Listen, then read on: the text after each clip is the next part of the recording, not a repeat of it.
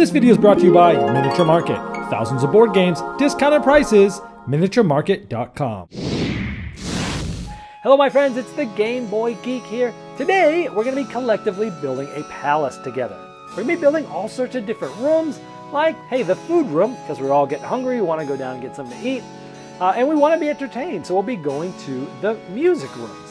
Now, even though you're building the palace collectively, this is not a cooperative game. This is a competitive game called The Palace of Mad King Ludwig by Bezier Games.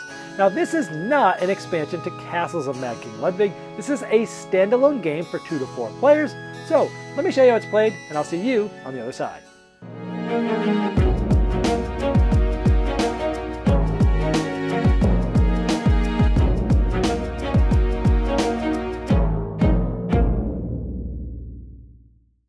The object of the game is to have the most points once the palace has been completed, and you can score in a multitude of ways, like some of these favorite tiles, which are endgame public goals, like having built, personally, the most music rooms in the palace. Some of the room types will get you points if you're able to complete them, and some of them are going to give you points based upon other types of things you've done throughout the game. If you're able to build a certain amount of rooms of different types, you'll be gaining points at the end of the game. If you build at least 1, 2, or 3 of all the rooms, you'll be gaining points. And you'll also be getting points for getting sets of the different swan colors at the end of the game. Over the course of the game, players will be taking turns in clockwise order. On their turns, they'll either be adding one of the rooms to the palace, or a hallway, or maybe some stairs. Or they'll be adding secret endgame goals from the favorite tiles to their blueprints board, or a room tile for a special ability that will activate. Now let's talk about the 4 possible things you can do on your turn. You're only going to do one of these. The first option is to place a room tile in the palace. Here you can see many different face-up room tiles that you could possibly place. The ones towards the left you'll see have these icons of swans below them. This means in order to place one of these rooms, you'd need to spend swans as currency in order to place those rooms. These two would need 2, either of these two would need 1. Anytime you see a gray background with a white swan, it's a swan of any color. These 2 in the front have no swan icons, which means they can be placed for free. We're going to go ahead and build this room, the baconry.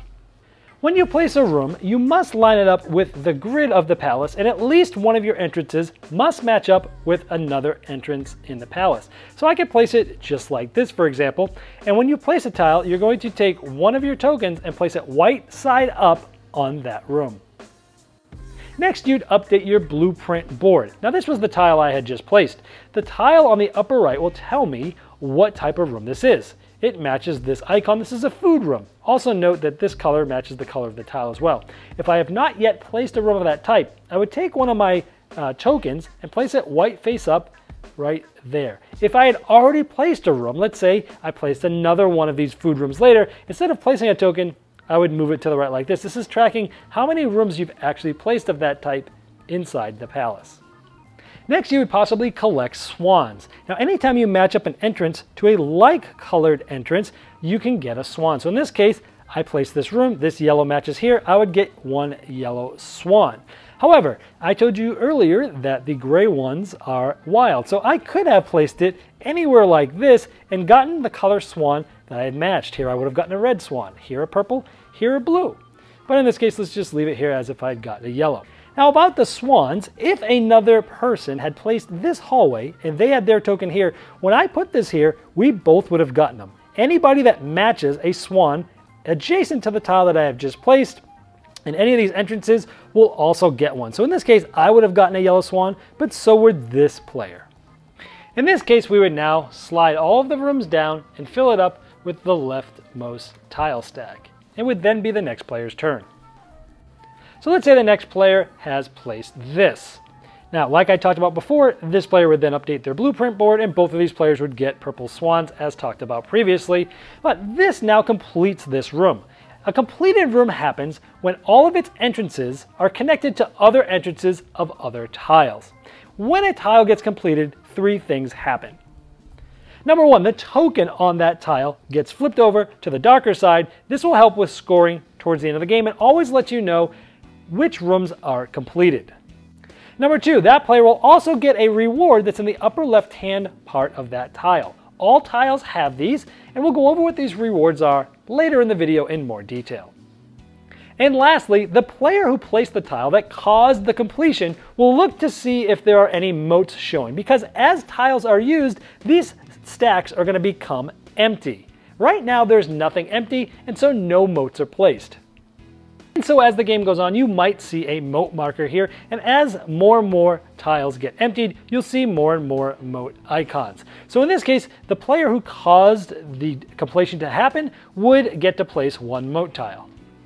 Now when adding a moat tile, you can add it to either the left side or the right side of that bridge there, and you'll start really close to the moat, and you'll start working your way around. This is acting as a timer for the game, because once the moat completely goes around all of the buildings in the palace, the game will end.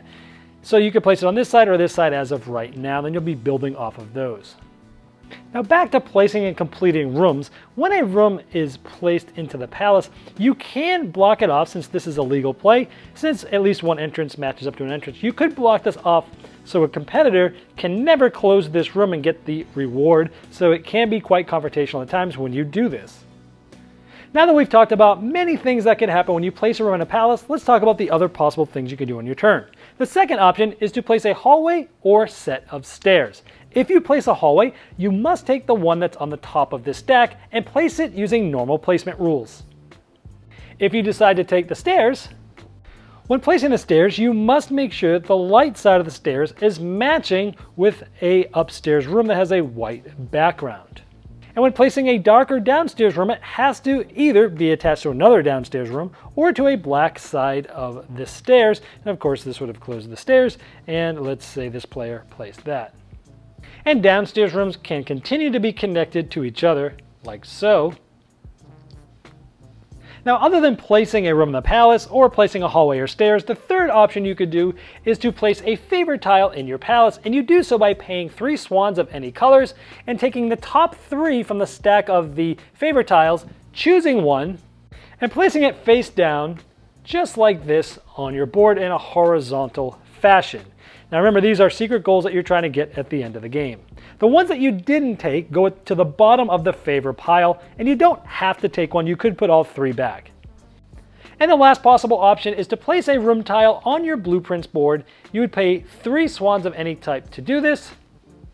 And when doing so, you can take any one of these to place there. Just like when placing a tile in a room, these 2 would be free to take and place there. These ones you still have to spend the swans in order to do this, but let's take this free one. Now, unlike the favorite tiles that go flat up against the board, the room tiles you can choose any empty slot and put it diagonal so that the grass matches the grass, and you'll get an ability. Now that you know a little bit about the blueprints board, let's talk about these different tracks. Now, anytime you get your token to the 3rd spot on any of your tracks, you'll take a swan immediately of that color. If you ever get to the end, at the end of the game, you'll get 10 points for that. Once this token is at the end of the track, if you place another tile of that type, you take another token and place it here, and then continue to move it right as you add tiles of that type, just like normal. So let's talk about the different rewards you can get for completing one of the 8 types of rooms. For the utility room, you get 3 points for something. In this case, it's how many food rooms you own, or how many red swans you have. For the sleeping rooms, you'll essentially get to add a room tile to your blueprint board, just as in that action described earlier in this video. For the music rooms, you'll get 7 points straight up at the end of the game. For the food rooms, you get to take 3 of the favorite tiles and add 1 if you want to your blueprint board, just like as if you took that action as shown previous in this video. The downstairs rooms allow you to take a secret swan. The living rooms allow you to take 1 swan of each of the 4 types that's on this tile, so in this case 2 blue, 2 purple. The stairs allow you to take 3 points for every connected downstairs room to it. For example, this player will get 6 points for having 2 downstairs rooms connected to their stairs. The hallways give you a certain amount of swans depicted on that specific tile.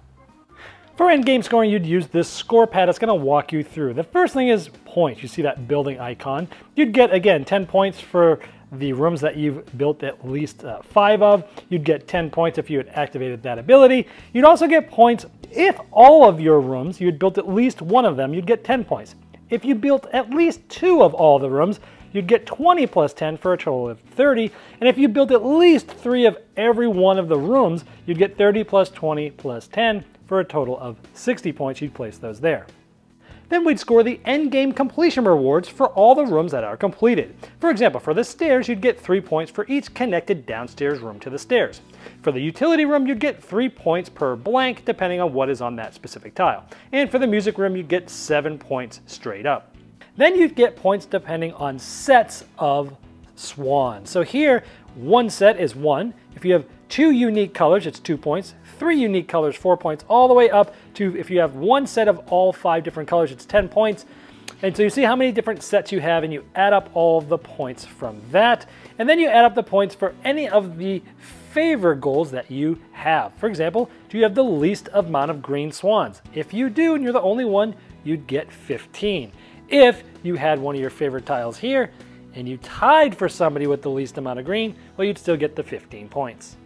And you'd be doing that for the 4 public goals that were placed at the beginning of the game, and everyone's private goals. For the private goals, only you are able to fulfill them or not. Nobody else can score points from your private goals. Whoever has the most points at the end is the winner.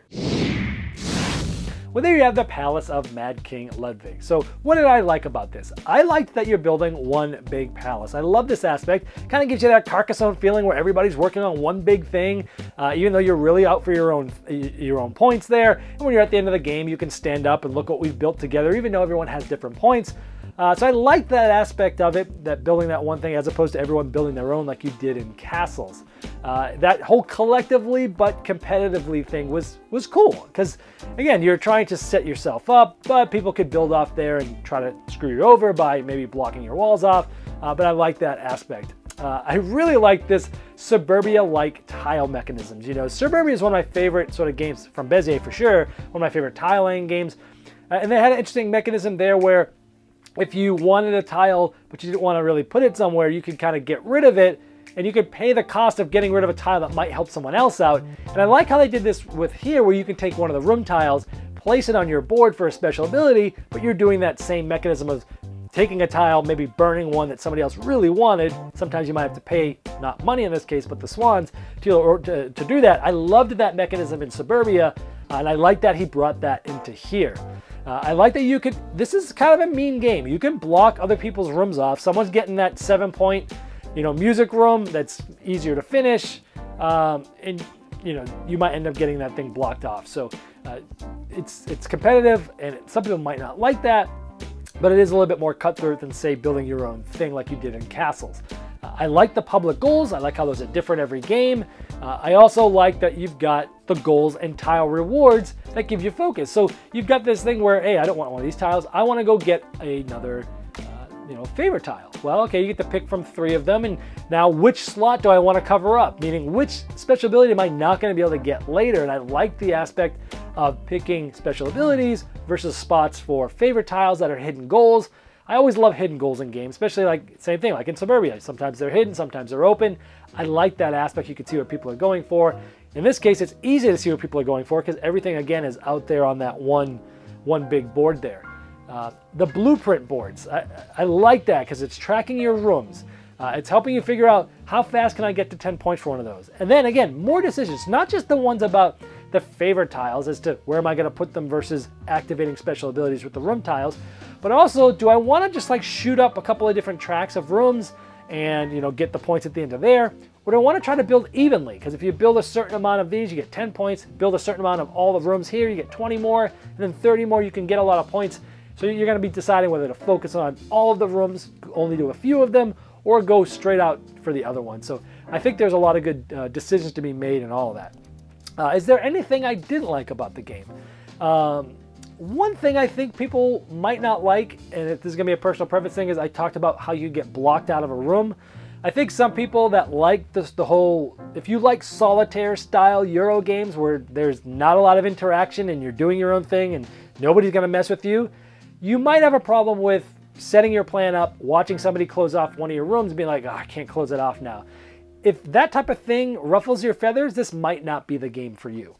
The only other negative thing I can think of is that there is a decent amount of upkeep on turns. You'll place a room, you'll place your token, you'll see if it completes a room or rooms. If so, you're going to flip those tokens. You're going to make sure you give the swans to the right people.